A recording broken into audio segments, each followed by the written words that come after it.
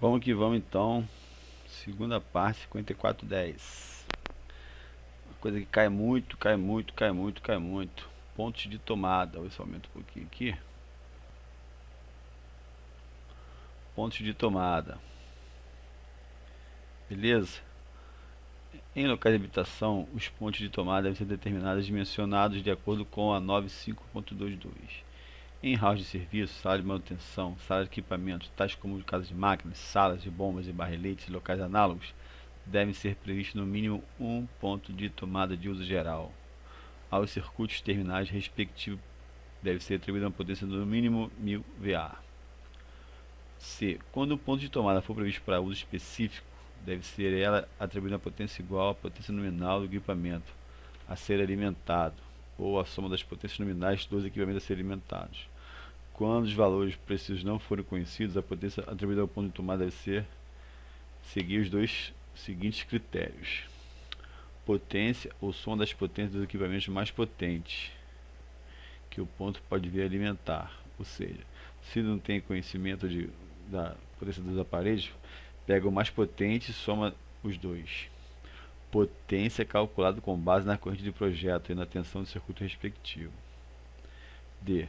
Os pontos de tomada de uso específico devem ser localizados no máximo a 1,5 m do ponto previsto para a localização do equipamento a ser utilizado, alimentado. Os pontos de tomada destinados a alimentar mais de um equipamento devem ser providos com a quantidade adequada de tomadas. Beleza? Repetindo, cai muito isso aqui. Os pontos de tomada de uso específico devem estar a 1,5 m do ponto a ser alimentado. E o ponto de tomada destinado a alimentar mais de um equipamento deve ser provido com a quantidade adequada de tomadas. Nada de ficar botando Benjamin não.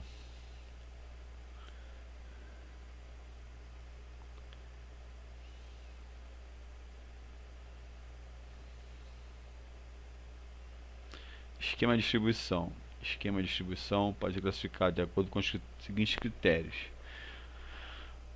o esquema de condutores vivos, o que se usa mesmo, e o esquema de aterramento. Diferentes, tá bom? Esquema de condutores vivos são considerados esquema de condutores vivos: corrente alternada, monofásico a 2 condutores, 110, famoso 110. Monofásico a 3 condutores, 110 com 3 fios. Bifásico com 3 condutores, trifásico com 3 condutores, trifásico com 4 condutores. Esse trifásico aqui, 4 condutores, normalmente é para oficinas.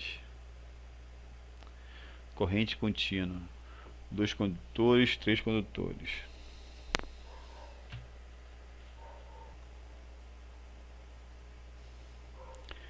Aqui uma coisa importante na norma aqui que eu nem notei aqui no meu resumo, mas eu vou ler para vocês. Parte de alimentações: 4231. Devem ser determinadas as seguintes características das fontes de suprimento de energia com as quais a instalação for provida: a natureza da corrente e frequência. B. O valor da tensão nominal. O valor da corrente de curto-circuito presumida no ponto de suprimento. D. A possibilidade de atendimento dos requisitos da instalação, incluindo a demanda de potência.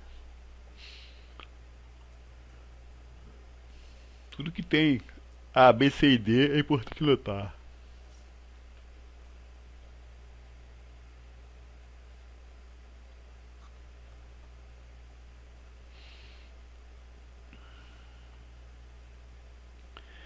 Na parte de divisão da instalação, temos aqui agora: a instalação deve ser dividida em tantos circuitos quantos necessários, devendo cada circuito ser concebido de forma a ser seccionado sem risco de alimentação inadvertida através de outro circuito. Tranquilo? Então vamos lá. A divisão de instalação em circuito deve ser de modo a atender, em outras, as seguintes exigências: a. Segurança, por exemplo, evitando que a falha de um circuito prive de alimentação toda uma área. B. Conservação de energia, por exemplo, possibilitando que a carga de iluminação e ou de climatização sejam acionadas na justa medida das necessidades. Tudo no ponto certo da necessidade lá para economizar energia. C. Funcionais, por exemplo, viabilizando a criação de diferentes ambientes como os necessários em sala de auditório, sala de reunião, espaço de demonstração, recinto de lazer, etc. D. De produção, por exemplo, minimizando as paralisações resultantes de uma ocorrência. e é de manutenção, por exemplo, facilitando a possibilidade ação de inspeção de reparo.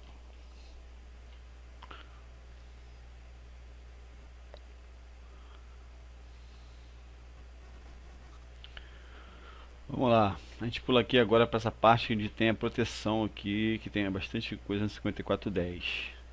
E vamos dar um exemplo de proteção básica, que é isolação básica ou separação básica, uso de barreira ou invólucro, limitação da tensão. Exemplo de proteção supletiva, equipotencialização e seccionamento automático de alimentação, isolação suplementar e separação elétrica. Falou? Pega essa visão aí, ó.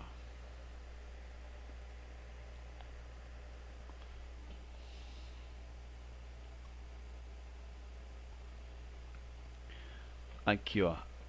Todo circuito deve dispor de condutor de proteção em toda a sua extensão. Um condutor de proteção pode ser comum a mais de um circuito. Admite-se que os seguintes elementos sejam excluídos das equipotencializações: a. Suporte metálico de isoladores de linhas aéreas fixados à edificação que estiverem fora da zona de alcance normal. B. Poste de concreto armado em que a armadura não é acessível. C. Massas que, por suas reduzidas dimensões, até aproximadamente 5 mm, 50 mm por 50 mm, ou por sua disposição, não possam ser agarrados ou estabelecer contato significativo com a parte do corpo humano, desde que a ligação a um condutor de proteção seja difícil ou pouco confiável.